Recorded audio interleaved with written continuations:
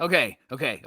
Last week, there was a lot of talk about the Angels pitchers after Shohei Ohtani. Somebody was talking some mad crap. His name's Mad Dog, and we didn't like it. And that talk was that we don't have strong pitching after Shohei. So today, John and I are coming to the defense of our young pitchers, and we're going to compare them to some of the best young pitchers in the MLB. And I think you're actually going to be pleasantly surprised. It's time to get locked on with Mike and John, and this is Locked On Angels. You are Locked On Angels, your daily Los Angeles Angels podcast. Part of the Locked On Podcast Network, your team every day. And John and I thank you for making Locked On Angels your first listen of the day. Every show is free and available on all platforms like Apple Podcasts and Spotify. And the best way to help us out is by giving us a rate and a review. And those watching on YouTube, make sure that you're subscribed and click that bell to be notified every time a new episode drops. Happy Friday to you, and thanks for being here with us on Locked On Angels, where it's your team every day. You've got the Frisch Brothers here with you, a.k.a. the Super Halo Bros. My name is John, and that's my brother Mike. And my name is Mike, and that's my brother John. We are lifelong fans of this team who love our Los Angeles Angels, and when somebody speaks ill of our Halos, it's usually deserved, actually. But not this past week when Chris Russo, the Mad Dog himself, went on ESPN and said that the Angels don't have any decent pitching after Shohei Ohtani. You know how he does. Great job. Thank you. Him and Alana, they're driving me crazy this last year. But all that to say, he was wrong about the pitching that comes after Shohei Ohtani. Not only did the Angels sign All-Star Tyler Anderson from the Dodgers, who had a breakout season, even if he were to regress a tiny bit, he would still be probably one of the best options out there. Any other team would have signed him. They would have said, what an improvement for their rotation. Yes. Not the Angels. Yes. And here's the thing, Mike. A lot of people said, well, the Angels, it is deserved. We have to change this narrative. Sure. And I agree with that. 1 year of good pitching does not a narrative change. I don't know what I was trying to say there, but all that to say, I'm picking up what you're putting down. Yeah, exactly. We want to start today's episode by talking about three pitchers, our young starters, who compare to some of the best in MLB and prove why we have some decent pitching. So, Mike, let's start with my boy, Patrick Sandoval. Take it away. John, you've been in on Patrick Sandoval since the beginning, and you have really been a fan of his. You supported him, and so that needs to be stated right off the top. If he was if Patrick Sandoval was Bitcoin or something like that, I would have made trillions of dollars off of that, and probably would have lost it all because all of the all of that stuff is tanked. So either way, you would have been a billionaire, and then you would have been John. Yeah, exactly. Right back where I started. Yeah. So let's talk a little bit about Sandy. He's 26 years old. He's a lefty, obviously, for the Halos. And here's the good news, friends. When people talk about the Angel pitching and we get bothered by it, it's because we're watching it closely and they are not. Right. And so what we want to do is give you an up-close view of Patrick Sandoval right now. And here's his stats from 2022. He had 27 starts. He was 6-9 with a 2.91 ERA, 148 innings pitched, 151 strikeouts, and a 1.3 WHIP. And let's do a bit of a deep dive on him. He had a 138 ERA plus. He had a 309 FIP, a 3.8 WAR. He had a 9.1 Ks per 9 innings, 76.8% left on base percentage, almost a 50% ground ball rate. He had a 6.3% home run to fastball or fly ball ratio, which is way down from 2021, which was 15.9. So that's almost 10 points, Johnny. Yeah. His home runs per 9 was 0.48%. It's down from 1.4 in 2021. Nice. And his rookie year was 1.3, and that was in 2019. So Patrick Sandoval has really improved. The numbers are there to prove that. But here's what I really want to address. Somebody mentioned, well, Sandy's win-loss record wasn't that great. But Johnny, Will you tell Locked On Angel watchers and listeners what his record could have been if the Angels actually won the games that he pitched really well in? Listen, when you have a 2.91 ERA, you do not deserve 6 wins and 9 losses. And that's what happened to Patrick Sandoval. Yeah. Listen to this. He left 8 starts last season with the lead after pitching at least 5 innings. That 6-9 record could have easily been a 14-9 record. Yeah. Actually, wait, no, it would have been like 14-5 or 14-4 because the wins and losses would have been swapped. Yeah. So that's true. Gone easily from 6-9 to like 14-5, 14-6 because he pitched that well, but the Angels couldn't hold the lead or somebody gave up the lead. Look, like I said, a 2.9 ERA does not warrant that kind of win-loss record. Sandoval far outperforms what those basic stats are going to tell you. Yeah, and if he was a 14-9 record from last season, then people would have no room to comment because they would say, "Oh man, he won 14 games. Wow, this is fantastic." So he pitched really well. We're going to compare him to Carlos Rodon. Now, to be clear, we're not saying he's Carlos Rodon. We're just comparing him to Carlos Rodon. No, I'm just kidding. Johnny is, but I'm not. But here's the thing. We're going to use Carlos Rodon as somebody that's comparable to Patrick Sandoval, and we're going to use his age 25 season, the season that Patrick Sandoval just completed this last year. Okay. And here's his numbers when he was 25 years old, Carlos Rodon. He was 6-8, 4.18 ERA, 120 innings pitched, 90 Ks in 20 starts. He had a 102 ERA plus, a 4.9 FIP, a 1.2 WHIP, 6.7 Ks per 9, 72% left on base, 41.5 ground ball rate, 9.9 homers per fly ball rate, and homers per 9, 1.1. Now, those numbers compared to Sandoval's age 25 season, Sandy wins, and he wins hands down. He is up in every category, except for wins and losses. He had the same amount of wins, and he had one more loss. But as we pointed out, he could have been 14-9 instead of 6-9 because he left 8 games with the lead and the potential to win the game, and the Angels blew it. So this, I think, is a really good comparison to help prove that Sandy is actually progressing really well, and he is, in my opinion, far ahead of where Carlos Rodon was at his age 25 season. Yeah, Rodon, who just got the huge contract from the Yankees. He coming off a great season with the Giants. Of course, before that, he was with the White Sox, and he was a highly desirable a free agent over the 2021-22 offseason. Yeah. And here's what Rodon did in 2022. He went 14-8, a 2.88 ERA, a 2.25 FIP. In fact, he actually led the league in FIP. And then he had 178 innings pitched and 237 strikeouts. Goodness.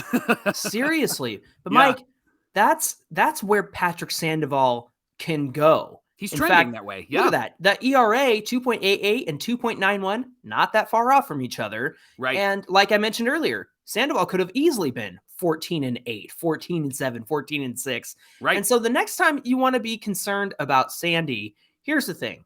Look at the stats, look at the numbers, and see where he's headed, see where he's trending, because Sandy is going to be a star in 2023. In fact, I'm going to say it right now, all-star in 2023. Book it.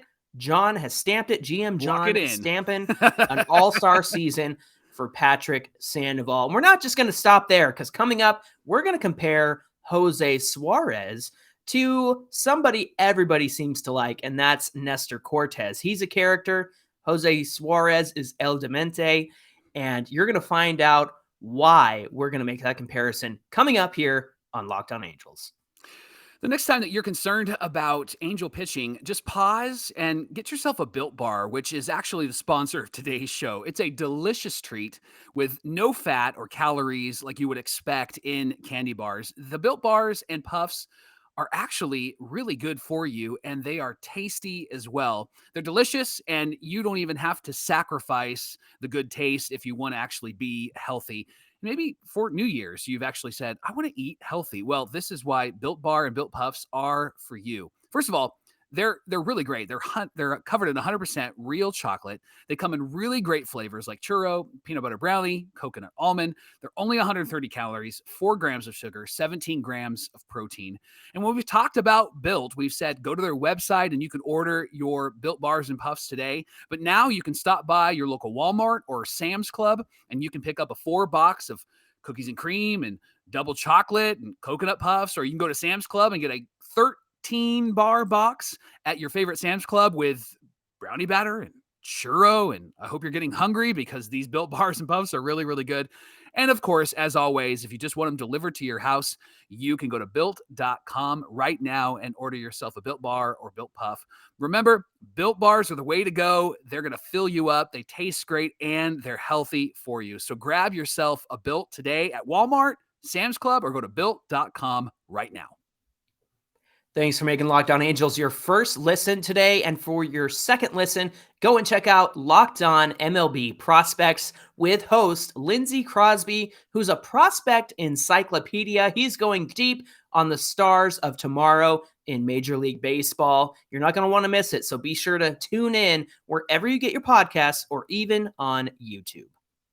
John, you, from the beginning, have been in on Patrick Sandoval. In! Me, from the beginning, I've been in on Reid Detmers. I've wanted him to come up to the Major League roster ever since they drafted him because I thought there was something about Reid that I felt like he's going to be really, really good, right? And so I'm not as correct always as you are, but I was correct on Reid Detmers. And he actually had a really great year last year. Why don't you run through the numbers? Yeah, Detmers had a 2.4 WAR, a 7-6 record, a 3.77 ERA, 129 innings pitched, 122 strikeouts, a 1.2 WHIP, plus a little thing called a no-hitter that he got early on in the season. That was also the game where Anthony Rendon bat left-handed against Brett Phillips, who are now on the same team, but, that'll just be fun. That'll be for the memes. And then, of course, Detmers had one immaculate inning, which is a rare but fun feat. Now, doing a deeper dive on his stats, he had a 3.79 FIP, 106 ERA plus. His home runs per 9 were 0.9. Wow. And then, of course, he had a 74% left on base percentage, a 36% ground ball rate, 8.5 Ks per 9, which is up from 8.2 in 2021. And then the batting average on balls in play, or the BABIP, whenever the ball gets hit and put in play, it was a 277 average. In 2021, that was 328, so about 50 points less in 2022. So that was quite the improvement over 2021. Now, Reid was sent down after he pitched the no-hitter and had a couple of starts after that because he was really struggling. And so they sent him back down. They did some work with him in AAA.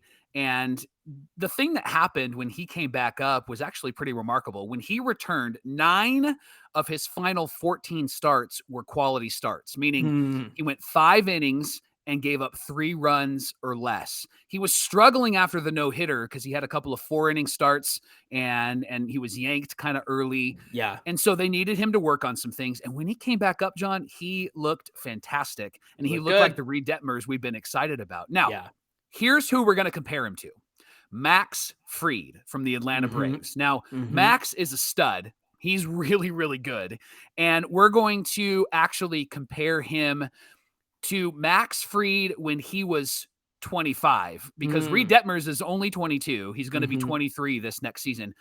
The reason why we're choosing the 25-year-old age is because Fried actually wasn't a consistent starter and a consistent pitcher until he was 25 years old. So this is the closest we can get to Detmers' age. Now, get this. He was 17-6 for a good Braves team when he was 25 years old. But here's the numbers that we really need to pay attention to. A 4.02 ERA, which means that they scored a lot of runs for him. He had 165 innings pitched, 173 Ks, an ERA plus of 114, a FIP of 3.7, and a 1.3 WHIP. And outside of his wins and losses, his record of 17-6, Detmers really compares well with Fried's season. And Fried was 3 years older than Reid Detmers, Johnny. That's crazy. And you consider the ERA was lower. The ERA plus, Fried had a 114, Detmers had a 106. The 1.3 WHIP versus Detmers 1.2 WHIP. That is a nice little comparison there. And then the fielding independent pitching, that 372. I mean, man, you compare that with what Detmers was able to do. And man, Detmers being 22 and having a season that looks comparable according to the underlying numbers to a Max Fried season, especially when Fried's ERA was higher. Like you said, he's on a good Braves team. So the Braves are earning him runs and battling back and helping him maintain the lead when he's in there during this 25-year season. And so then Detmers, with a better team behind him, could potentially have more wins and losses, or I should say wins this season. So those are the things that stand out to me about this. Just Max Fried is one of the best in the game right now, and people are very excited about him. Braves fans are very excited about him. And Detmers is 3 years younger. That is really impressive. Yeah. Now, we've shared Sandy's stats and we've shared Detmer's stats. It really goes to prove that the Angels have 4 really quality starters, strong starters, with Ohtani, of course, and then Tyler Anderson. And just a caveat on Anderson, people put him in the top 50 of young pitchers, good young pitchers in the major leagues. And I know he's in his 30s, but he's still viewed as a really strong younger guy. And I was reading a few different reports, one from Bleacher Report and one from MLB.com. And everybody said getting Tyler Anderson would be the best move for any team. And this was before he signed with anybody. So this narrative that they really didn't improve the team because of Tyler Anderson is bogus. But what's also bogus is that after Ohtani and Anderson, you've got 2 really quality starters who have the potential, John, and I don't think it's just potential. I think it'll turn into performance, but they have the potential, John, to be ace-like because they compare to a Carlos Rodon and they compare to a Max Fried. Mike, we would be remiss if we didn't talk about El Demente, Jose Suarez. Young Bartolo. That's right. That's right. I love that. I want to talk about his stats, and then we'll get into the comparison that we're going to make to Nestor Cortez. Here's where Suarez stood. He had a 1.6 WAR. He was 8-8. That is actually really impressive for him, considering some of the struggles he's had in the past. He just gets better every year. I remember being so frustrated with him when he first came up.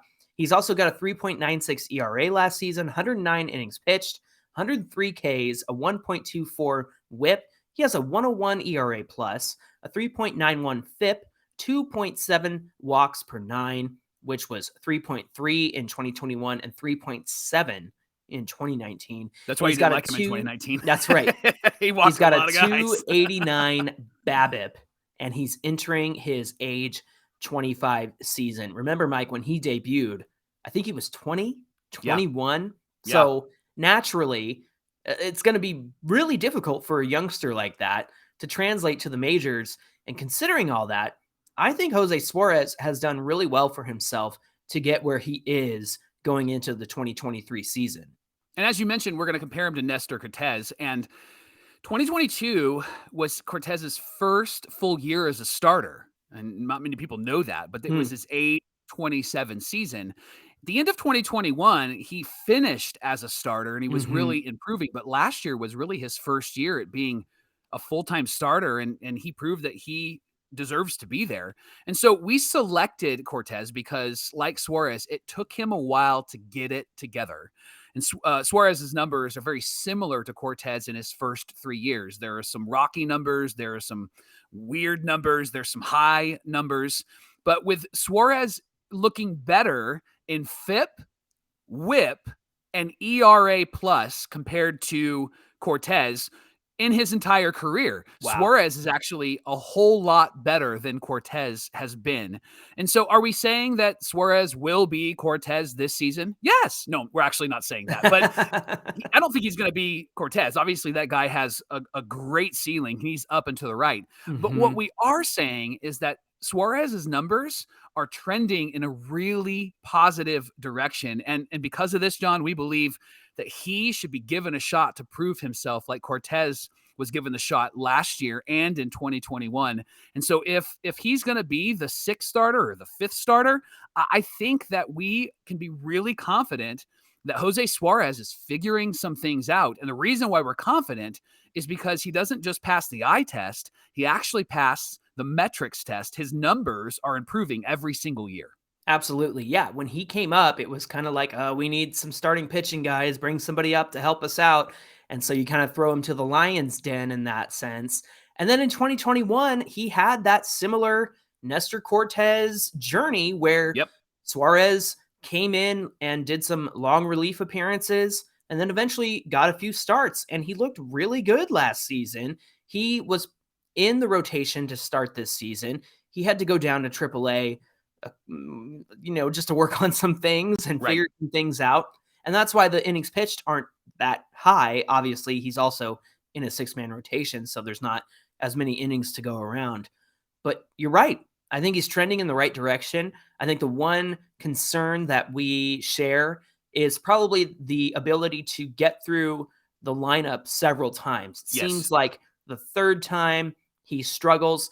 But then again, you go back to 21 and he has a complete game against the Texas Rangers. Yeah, looked fantastic. Yeah. And you can see that his outings are getting longer. And I mentioned this a couple of days ago. One thing I appreciate about Shohei Ohtani is the fact that you might wait 4 or 5 innings before you see a curveball or a splitter from Shohei Ohtani because he's getting creative. He's shown these guys the 1 through 9. He's shown them the fastball and a couple of other pitches, but he's saving that splitter for when he sees these guys a 3rd time, a 4th time. He's surprising them. I think that's something that perhaps this entire rotation could learn from Shohei Ohtani. For sure. It seems like a elementary strategy, but Shohei does it very well.